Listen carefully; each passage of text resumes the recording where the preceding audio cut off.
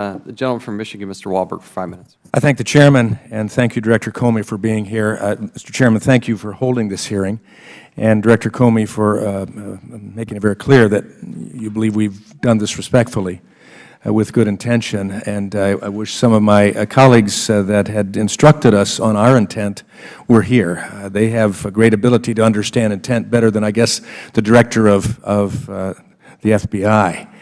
But it is an intent that's important here, that we understand we are Oversight and Government Reform Committee. And if indeed the tools aren't there to make sure that our country is secure and that officials at the highest levels in our land don't have the understanding on what it takes to keep our country secure, that we do the necessary government reform to put laws in place that will be effective and will meet the needs of distinguished agencies and important agencies like the FBI. So thank you, Mr. Chairman, for doing this hearing. It's our responsibility to do oversight and reform as necessary.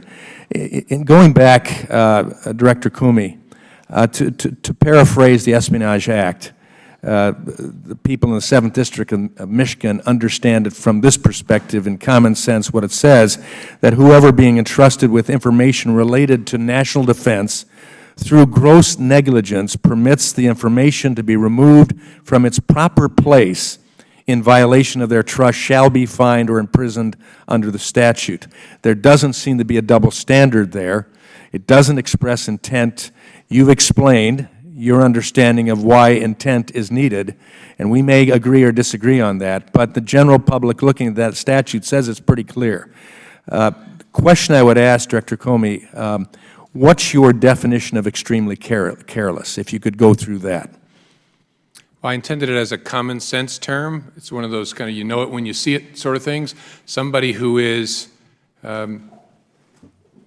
should know better, someone who is demonstrating a lack of care that strikes me as there's ordinary accidents and then there's just real sloppiness. So I think of that as kind of real sloppiness.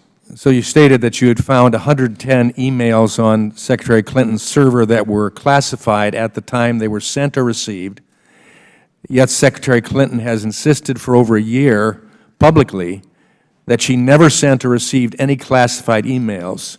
The question I have from that, would it be difficult for any cabinet-level official, and specifically any cabinet official, let alone one who is a former White House resident or U.S. Senator, to determine if information is classified? Would it be difficult? Would it be difficult? That's hard to answer in the abstract. It would depend upon the context in which they're hearing it or seeing it.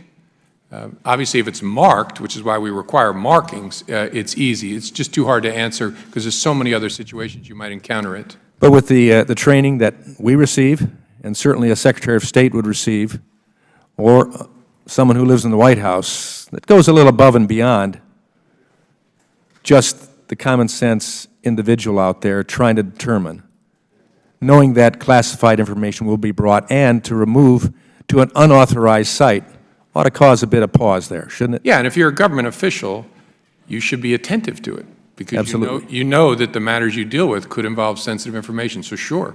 So Secretary Clinton's revised statement that she never knowingly sent or received any classified information is probably also untrue. Yeah, I don't want to comment on people's public statements. We did not find evidence sufficient to establish that she knew she was sending classified information beyond a reasonable doubt to meet that the intent standard. But like I said, I understand why people are confused by the whole discussion. I get that. But you know what would be a double standard? If she were prosecuted for gross negligence. But your statement on Tuesday said there is evidence to support a conclusion that any reasonable person in Secretary Clinton's position should have known that an unclassified system was no place for that conversation. I stand by that. And that's very clear. That's the definition of carelessness, of negligence. Which happened Oh, yeah. as a result of our Secretary of State's, former Secretary of State's decisions. Yes. Is it your statement then before this committee that Secretary Clinton should have known not to send classified material, and yet she did? Well, certainly she should have known not to send classified information. As I said, that's the definition of negligent. I think she was extremely careless. I think she was negligent. That I could establish. What we can't establish is that she acted with the necessary criminal intent. Do you believe that that since the Department of Justice hasn't used the statute Congress passed, it's invalid? No, I think they're worried that it's invalid, that it will be challenged on constitutional grounds, which is why they've used it extraordinarily sparingly in the decades. Thank you. I yield back. Thank the